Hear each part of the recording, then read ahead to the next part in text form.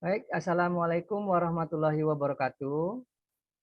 Waalaikumsalam warahmatullahi wabarakatuh.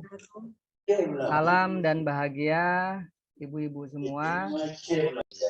Perkenalkan, nama saya Wan Apri Ahmad dari Kabupaten Aceh Utara yang hari ini akan membersamai ibu-ibu sekalian dalam lokakarya kedua mengenai visi disiplin positif. Baik, ibu-ibu sekalian, izin saya share screen terlebih dahulu. Ya, udah. Sudah Bapak, sudah terlihat Pak. Baik.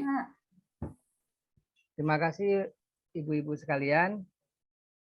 Di lokakarya kedua kita di pendidikan guru penggerak, modul yang akan kita pelajari pada sore hari ini adalah visi untuk perubahan lingkungan belajar.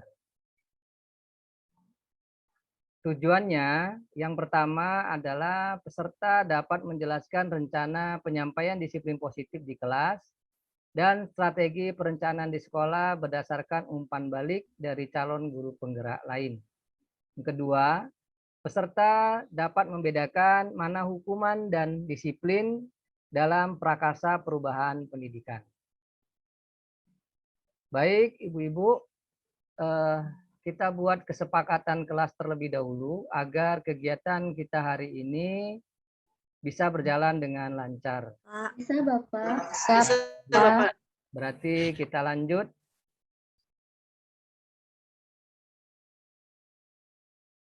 Untuk membuka kegiatan kita hari ini, alangkah baiknya kita tenangkan pikiran dan hati kita sejenak. Kita melakukan mindfulness berupa berdoa. Karena dengan berdoa, selain kita bisa mengatur pernapasan kita dengan baik, duduk dengan tenang, sehingga fokus pikiran kita akan tertuju pada kegiatan kita hari ini. Juga kita memohon doa semoga kegiatan kita kali ini mendapatkan berkah dari Allah Subhanahu wa taala. Izin saya yang memimpin doa ibu-ibu. Baik, doa dimulai. Selesai. Bagaimana perasaannya ibu-ibu? Apakah ada sedikit perubahan setelah kita berdoa tadi? Ya, ada sedikit lega ya Bapak Ibu? Ibu-ibu? Iya Pak. Iya Lebih Pak. tenang. Pak. Baik, Lega. sekarang kita mulai dengan disiplin positif. Nah, sebelum kita bahas apa itu disiplin positif, saya ingin bertanya kepada ibu-ibu sekalian, apakah ibu-ibu pernah mengalami kelas yang ribut pada saat proses pembelajaran? Kalau pernah, apa yang Pernah Pak. ibu-ibu lakukan? Oke, pernah Bu ya, ini pernah ya. Ada yang tidak pernah? Ya. Pernah semua ya ibu-ibu? Pernah Pak, pernah. Baik, nah coba ibu-ibu jawab di kolom Jamboard yang sudah saya kirim linknya di chat. Ya, silakan ibu-ibu. Apa yang ibu lakukan pada saat kelas dalam keadaan ribut?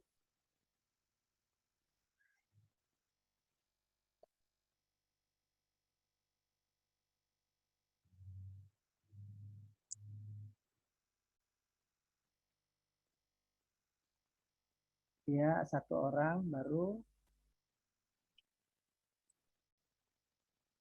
Silakan ibu-ibu tuliskan.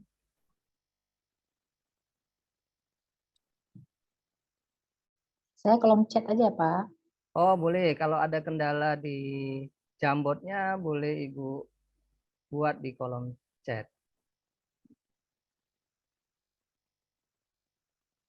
Baik, kita lihat di kolom chat.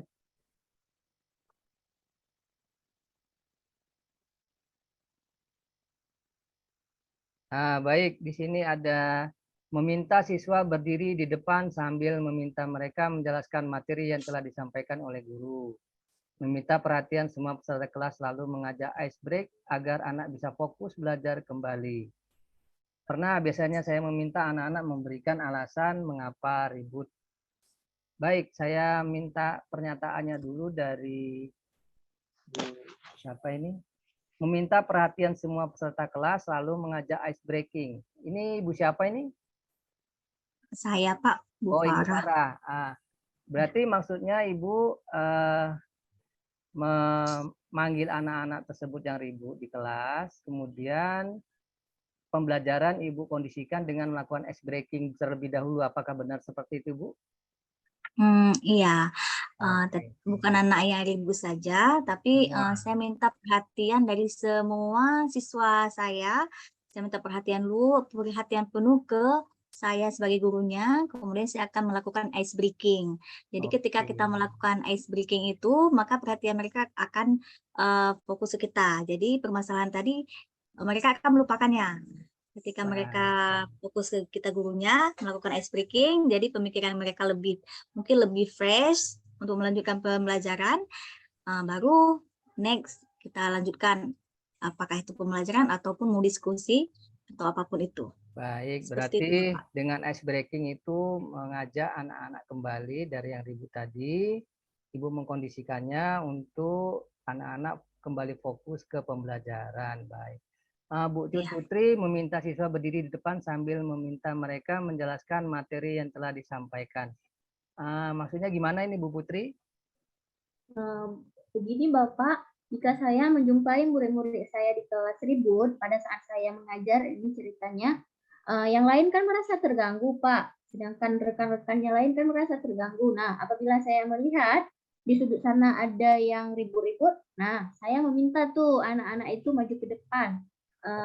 Saya minta jelasin apa yang pernah saya jelasin tadi, sehingga anak-anak yang lain tadi merasa terganggu dengan dia menjelaskannya kembali, mungkin saya rasa akan merasa terbantu. Seperti itu Baik. yang sudah saya lakukan, Bapak. Oke, baik Ibu-Ibu sekalian, bagus sekali jawabannya. Karena di sini kita tidak ada benar dan salah ya Ibu-Ibu. Dari dua jawaban yang kita bahas, yang lainnya juga sudah bagus. Ini semua merupakan bentuk kedisiplinan. Tapi kedisiplinan yang bagaimana yang kita inginkan untuk kita buat di kelas ya. Baik.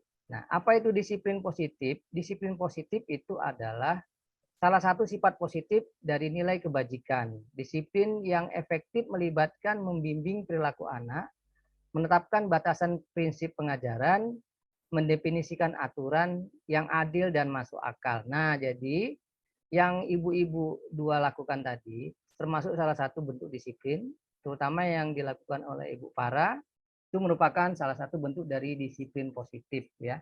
Yang Ibu Cut lakukan merupakan disiplin juga, tapi itu bukan termasuk dari disiplin positif itu. Oke, selanjutnya kita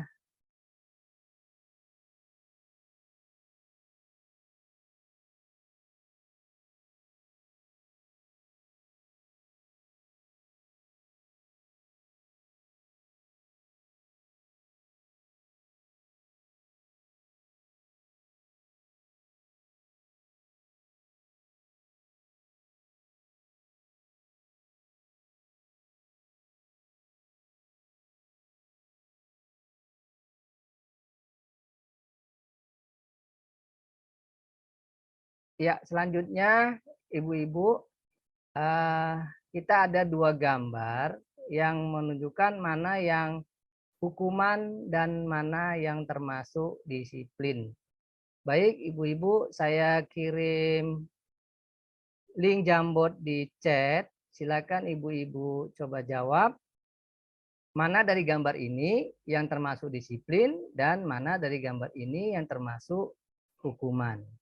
Silakan ibu-ibu ke Jamboard yang sudah saya tautkan. Silakan ibu-ibu jawab saja nama ini termasuk hukuman atau ini termasuk disiplin. Silakan ibu-ibu. Agak susah Pak, Mas buka Jamboard. Boleh saya jawab langsung Pak? Boleh, boleh Bu Yeni. Menurut saya gambar tadi nggak nampak lagi Pak. Oh bentar ya Bu. Ya, menurut Bu Yeni bagaimana gambar ini? Kalau menurut saya yang sebelah kanan itu termasuk hukuman, sedangkan yang sebelah kiri yang masukin baju itu masuk disiplin karena bajunya di luar. Oke, baik. Karena kalau yang hukuman biasanya fisik ya, bukan fisik. Oke, Gitu, Pak. baik. Itu dari Bu Yeni. Selanjutnya ada lagi yang berpendapat? Bu Rika gimana? Baik Bapak, terima kasih. Saya sependapat Bapak, yang di sebelah kiri gambarnya itu tergolong ke dalam disiplin, yang sebelah kanan tergolong hukuman. Kenapa disiplin? Sepertinya anak-anak sudah mulai sadar diri ketika ada gurunya memasukkan bajunya ke dalam. Tidak ada hukuman fisik di dalamnya. Sedangkan yang sebelah kanan itu terlihat anak-anak angkat kaki, menjewer kupingnya sendiri. Kemudian gurunya juga sepertinya membawa sesuatu, itu kan seperti bentuk hukuman fisik, Pak. Terima kasih, Pak. Baik, terima kasih jawabannya Bu Rika. Ya, kalau kita lihat memang sepertinya kalau kita adu dua gambar ini, maka menurut kita secara positif berpikiran bahwa gambar yang siswa memasukkan baju ini termasuk bentuk dari disiplin. Benar sekali. Bu Yeni tadi yang sebelah kiri bagaimana Bu Yeni? Itu termasuk hukuman. Bisa dijelaskan bagaimana? Disiplin, Pak.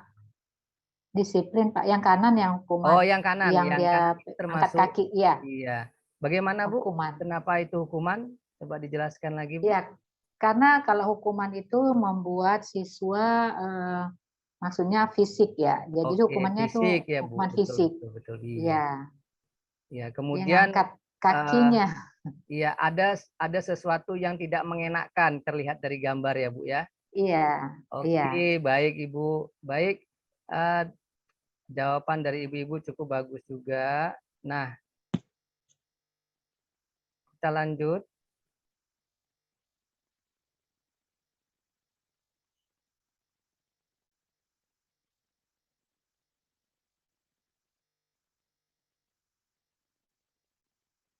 Ya, sebelah kiri ini adalah disiplin dan sebelah kanan adalah hukuman. Dan memang apa yang Bapak Ibu jawab tadi itu benar menunjukkan bahwa disiplin ada kelihatan bahwa di sini ada interaksi antara guru dan murid.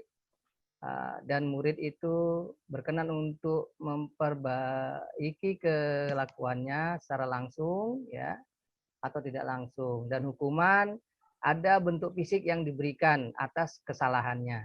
Oke. Nah, di sini kita lihat ada 4 poin yang saya buat, hukuman versus disiplin.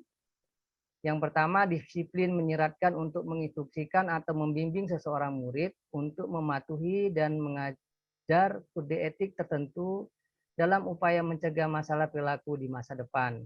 Hukuman adalah pengenaan rasa sakit atau penderitaan sebagai pencegah sehingga membuat remaja merasa malu atas perilaku atau tindakannya. Kemudian, disiplin memberikan pilihan. Tadi ya, di gambar yang pertama, anaknya ada yang langsung memasukkan bajunya karena mungkin dia punya kesadaran, yang lain masih diam saja karena masih mengakui kesadarannya. Kemudian menuntut kepatuhan pada aturan di pihak anak itu disebut dengan hukuman. Baik, Dian Ghosh mengatakan alih-alih membuat murid belajar dari kesalahannya dan memperbaikinya, namun dampak dari penggunaan posisi ini adalah murid-murid akan memandang buruk dirinya sendiri dan merasa tidak berharga.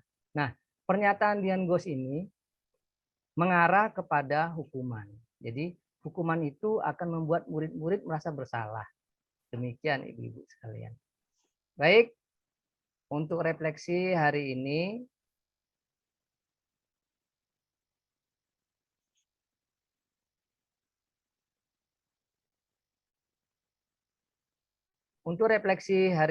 Ibu-ibu, kita dapat sebuah kesimpulan bahwa disiplin positif merupakan salah satu sifat positif atau nilai-nilai kebajikan yang merupakan tujuan mulia yang ingin dicapai setiap manusia dan bersifat universal, yaitu tidak memandang suku, ras, agama, bahkan warna kulit. Nah, nilai-nilai kebajikan ini yang nantinya akan dicapai dalam disiplin positif tersebut akan menjadi tujuan dari kurikulum Merdeka Belajar, yaitu profil pelajar Pancasila, yang mana dari ke-6 profil itu akan memunculkan sifat beriman dan bertawakal kepada Tuhan Yang Maha Esa. Anak-anak akan berkebinekaan global, sifat bergotong royong, kreatif, bernalar kritis, dan mandiri. Demikian materi kita hari ini, Ibu-ibu sekalian. Untuk saya stop screen terlebih dahulu.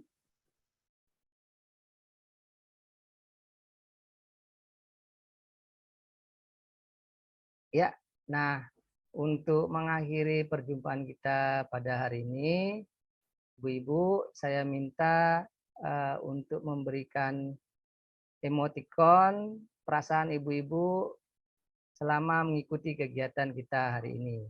Silakan ibu-ibu pilih tanda jempol atau tanda iya. Bu Rika, terima kasih. Oke, terima kasih Bu Farah. Baik, ibu-ibu sekalian, saya akhiri pertemuan kita hari ini. Luar biasa atas kebersamaannya. Mudah-mudahan kita berjumpa di lokakarya berikutnya. Saya akhiri. Wabillahi taufiq walhidayah. Assalamualaikum warahmatullahi wabarakatuh. Salam bahagia. Waalaikumsalam Izin warahmatullahi wabarakatuh. ibu-ibu. Terima kasih Pak Wan. Ya, sama-sama Bu. Terima kasih, Pak.